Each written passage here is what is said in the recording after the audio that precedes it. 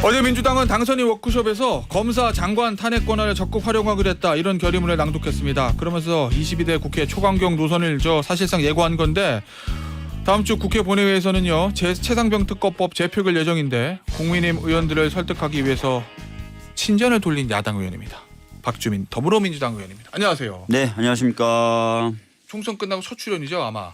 아닌가요? 네, 맞아요. 지난번에 한번 나오라고 말씀하셨는데 일정이 안 맞아가지고 못 나왔어요. 당선을 축하드립니다. 네. 3선이에요. 네. 자, 그럼 이제 상임위원장 할 수 있습니다.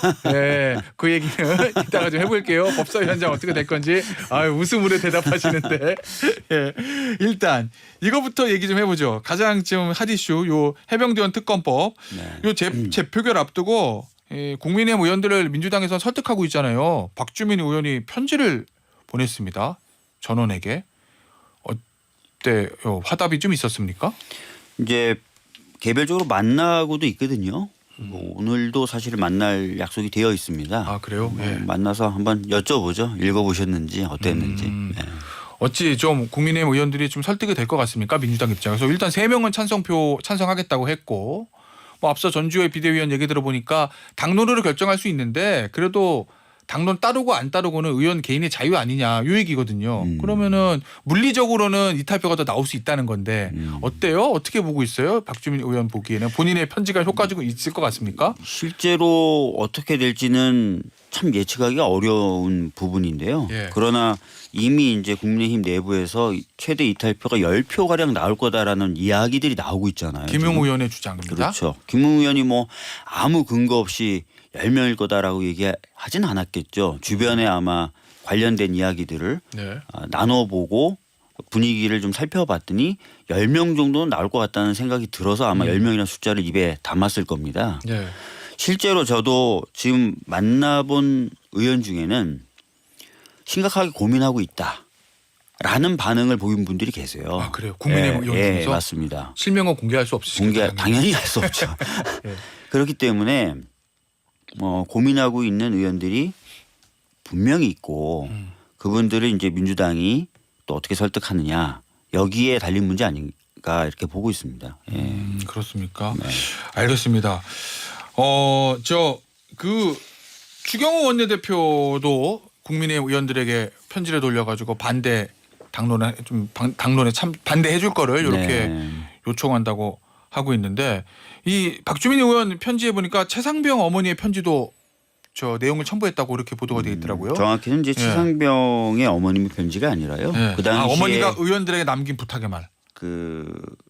같이 수색을 했다가 예. 실종됐다가 이제 살아 돌아온 생존 해병대원 어머님의 편지다, 이렇게 보시면 될 것 같고요. 예. 사실은 뭐 여러 가지 그 이유로 이런 편지를 좀 돌렸는데 저희가 뭐 국민의힘 의원님들을 다 제가 찾아뵐 수만 있으면 정말 저는 그러고 싶은데 그건 또 안 되고. 예. 근데 가만히 생각해 보면 아마 국민의힘 의원님들은 아무래도 국민의힘 지도부 쪽 이야기들을 더 많이 들으시지 않으셨겠습니까? 아무래도 지금 물리적으로 봤을 때 박주민 의원 편지보다 앞서 그 추경호 원내대표 편지가 좀 길긴 하더라고요. 네. 그래서 뭔가 좀 이야기도 좀 드리려고 예. 고민 끝에 좀 보내게 됐어요. 알겠습니다. 이 어제 신동국 당선인도 그렇고 오늘 전주의 의원도 그렇고 네. 민주당의 의도를 좀 지적을 많이 하더라고요. 의도요? 예, 이게 결국 대통령을 탄핵으로 몰고 가기 위한 빌드업 과정에서 나온 특검법 아니냐. 의도가 불순하다. 그렇기 때문에 받을 수가 없다. 이런 얘기를 하거든요. 어떻게 보십니까? 기본적으로 이 사안은 좀 굉장히 심각한 사안이라고 봐요. 예. 첫 번째는 군의 기강도 흔든 성격의 사건 아니겠습니까? 그다음에 두 번째는 사법 시스템도 흔든 사건일 수 있어요. 그죠? 네. 그렇기 때문에 굉장히 심각한 사안이고, 심각한 사안이기 때문에 당연히 진상이 규명이 돼야 되는 겁니다. 그리고 책임질 사람이 있다면 응분의 책임을 져야 되는 겁니다. 이거 당연한 원칙이고 당연한 수순이겠죠. 네.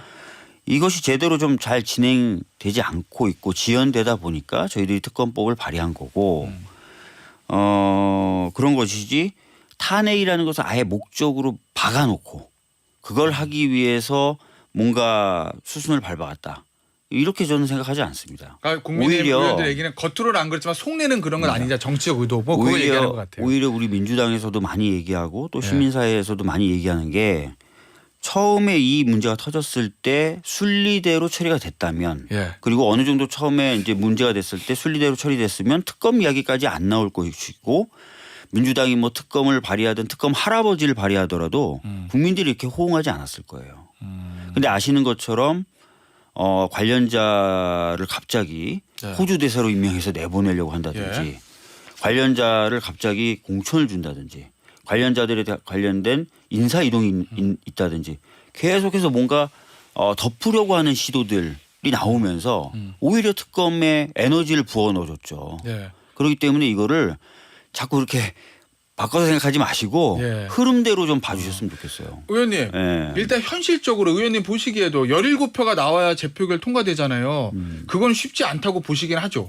그러니까 많은 분들이 17표다라고 얘기를 하시는데 최대 17표겠죠. 네, 그런데 국회법을 보시면 이 제2요구에 대한 제2표결은 예. 제적 과반수가 출석한 상태에서 출석 인원에 따라 달라질 수 예, 있으니까. 출석의 3분의 2가 찬성을 하면 됩니다. 예. 그래서 17표가 굳이 필요하지 않은 상황도 애초부터 만들어질 수 있는 거고요. 예.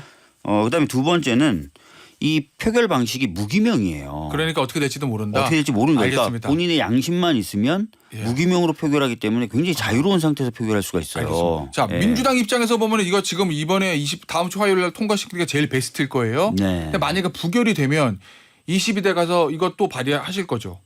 지금 현재 당의 판단은 그렇죠. 예. 박주민 의원이 법사위원장이 되면 더 빨리 처리할 수 있을 것 같고 처리하려고 할 것 같기도 한데 어쨌든 이 법을 제가 발의했고 예. 예. 패스트트랙 그 지정을 위해서 지도부를 설득했고 예. 했던 작업도 다 제가 했었죠. 예. 예. 22대 국회에 들어가는 국민의힘의 김재섭 당선인은 네. 최상병 특검법 국민의힘이 먼저 수정안 내야 된다 이렇게 얘기했고 어제 이제 저 신동국 당선인도 이거 수정해서 합의하는 게 어떻겠냐 그게 제일 베스트 아니냐는 의견이 피력했거든요. 결국 이제 국민의힘 쪽에서 말하는 독소 조항이라는 게 특검 추천권을 야당이 가지고 있다. 그다음에 이제 매일매일 언론 브리핑을 한다. 요거 두 개잖아요. 이 진실 규명이 중요하다면 그런 것들 조금 독소 조항 국민의힘하고 대통령실에서 얘기하는 독소 조항 빼서 수정안 합의 처리할 가능성은 전혀 없는 거예요. 22대. 그러니까 22대 때 뭐 수정안 처리라는 걸 벌써부터 저희들이 상정하고 있지는 않고요. 아까 말씀 뭐 아직 시작은 안 했으니까. 예, 아까 말씀 제가 드리기도 했고 또 말씀 주신 것처럼 예. 21대 때 통과되는 게 제일 좋아요. 그리고 제일 맞습니다. 민주당 입장에서는 그렇죠. 예, 아니 민주당 입장에서뿐만 아니라 예. 지금 공수처가 나름 수사 의지를 가지고 이 사건을 하고 있지만 예. 공수처가 워낙 작은 규모의 수사기관이다 보니까 수사 자체에 걸리는 시간이 굉장히 길어서 수사가 지연된다는 평가도 나오고 있어요. 예. 그렇기 때문에 하루라도 빨리 특검을 좀 할 필요가 있는 거고요. 그런 상황이기 때문에 저희들이 특검 서두르고 있는 건데 만약에 진짜 만약에 국민의힘이 뭐 어떤 수정 제안을 해오고 그다음에 논의할 거면 좀 21대 때 빨리 하는 거 그게 맞지 않아요? 근데 물리적으로 예. 시간이 지금 안 되니까. 아니 물리적으로 그러면 시간이 안 오늘이라도 돼요. 그럼 민주당 국민의힘에서 자 이건 독소 조항 빼줘. 그럼 우리 합의할게. 그러면 받을 가능. 받을 내용에 생각이 있습니까? 달린 문제인 것 같아요. 예를 들어 결국 추천권하고 언론 브리핑 요 두 개잖아요. 그러니까 사실은 이제 추천권의 경우에는 네. 저는 받아들일 수 없는 부분이라고 생각합니다. 민주당 받을 수 왜냐하면은 없다. 이 특검의 경우에는 경우에 따라서는 대통령도 수사를 해야 되는 특검이에요. 예. 그렇다면 독립성 중립성을 얘기할 때 예. 대통령 그리고 여당과의 독립성 이 굉장히 중요한 이슈가 되는 거거든요. 네. 그래서 추천권의 경우에는 그걸 최대한 담보하기 위한 내용으로 구성되어 있기 때문에 저 개인적인 생각입니다. 알겠습니다. 저 개인적인 생각으로 그건 받아들이기가 좀 어렵지 예. 않나 이렇게 생각합니다. 알겠습니다. 그 얘기는 뭐 22대 만약에 불결되고 22대에서 또 이 얘기가 나오면 이제 그때 다시 해보기로 네. 하고요. 의원님, 저 은평 사무실 언제 가셨어요 마지막으로? 은평 사무실에 간 지 한 2주 정도 됐습니다. 예. 안 가시는 그럼 최근에 안 가신 건데 왜 안 가셨어요? 대자부 때문에 안 가셨어요? 아니 그건 아니고요. 예. 최근에 제가 지방 일정을 쭉 다니고 있어요. 그러시구나. 그러니까 예. 뭐 광주, 목포, 예. 대구, 구미, 그다음에 어제는 또 워크샵, 봉화 예. 일정에서 맞아. 예. 계속 지방 일정이었고요. 제주도도 저희 예. 시구연들과 함께 워크샵 갔다 왔기 때문에 거의 전국을 지금 일주하고 있는 상황입니다. 아예 네. 바쁘시죠. 네. 은평 사무실에 제가 그 질문을 드린 이유는 대자보 때문에 그렇거든요. 아직도 있습니까? 네, 저희 보좌진들이 떼는 게 어떻겠느냐라고 얘기하길래 예. 그러지 말라 그러고 제가 얘기했어요. 왜요? 왜냐하면 박주민 의원 입장에서 굉장히 기분 나쁠 수 있는 왜냐하면 제가 박주민 의원에게 당원들이 뭐 탈당해라, 뭐 수박이다 이렇게 얘기할 거라고는 저는 전혀 예상하지 못했거든요.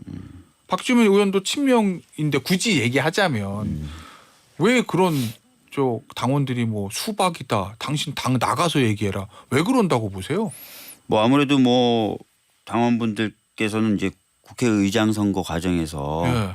본인들이 생각하셨던 것과 다른 결과가 좀 나온 부분에 있어서 의원들에게 많이 좀 화가 나시고 답답하셨겠죠.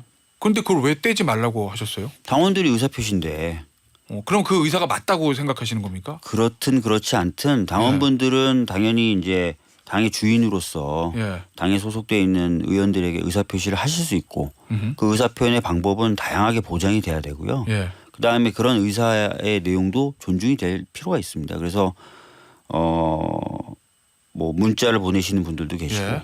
뭐 전화를 하시는 분들도 계시고 예. 또는 뭐 좀 더 부지런하셔서 대자보 붙이시는 분도 계시고 그럴 수 있는 거죠 뭐. 너무 조금 의사표현 방식이 급진적이다. 좀 이런 비판도 있잖아요. 아니 대자보 붙이시고 그런 거는 저도 대학교 때 많이 했는데요.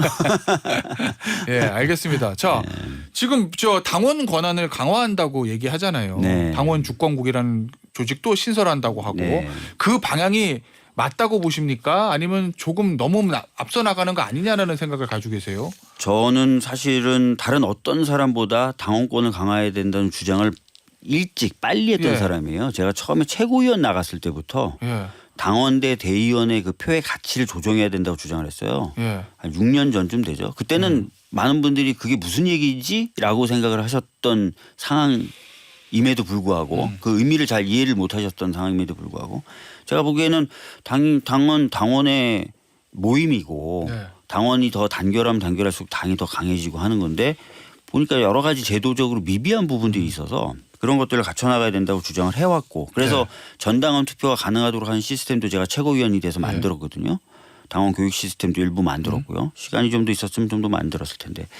하여튼 뭐 그런 작업들을 해왔기 때문에 저는 당원권이 강화돼야 된다는 주장에는 동의하고 찬성합니다. 김진표 국회의장 같은 경우에는 이거 당원권 강화를 너무 지나치게 밀어붙이면 대의민주주의의 제 원리와 맞지 않는다. 그러면 의원은 못하러 있냐 뭐 이런 대의민주주의라는 시스템이 예. 그렇다고 그 대의자들을 선출했던 분들과의 분리라고 저는 생각하지 않아요. 예. 대화와 소통이 끊임없이 보장돼야 되는 거죠. 그렇지 않으면 이제 대표의 실패, 대의의 실패라는 게 계속 일어나지 않습니까? 그러니까 그런 부분을 보완할 수 있는 제도적인 장치들은 계속 마련해 나가는 게 맞아요. 의원님. 네. 국회의장 후보 경선하고 원내대표 경선 이거 투표권 의원들만 있는 거잖아요. 여기도 권리당원들 참여하도록 하자라는 안이 지금 나오고 있다던데 개인적으로 그 안에 찬성하십니까? 방향은 좀 맞는 것 아니냐는 생각이 들고요. 예. 방법이나 방식 뭐 이런 것들은 좀 더 논의를 해봐야 되겠죠. 어쨌든 방향성 자체를 맞는 거다. 네. 예, 알겠습니다. 법사위원장 희망하시죠? 솔직히.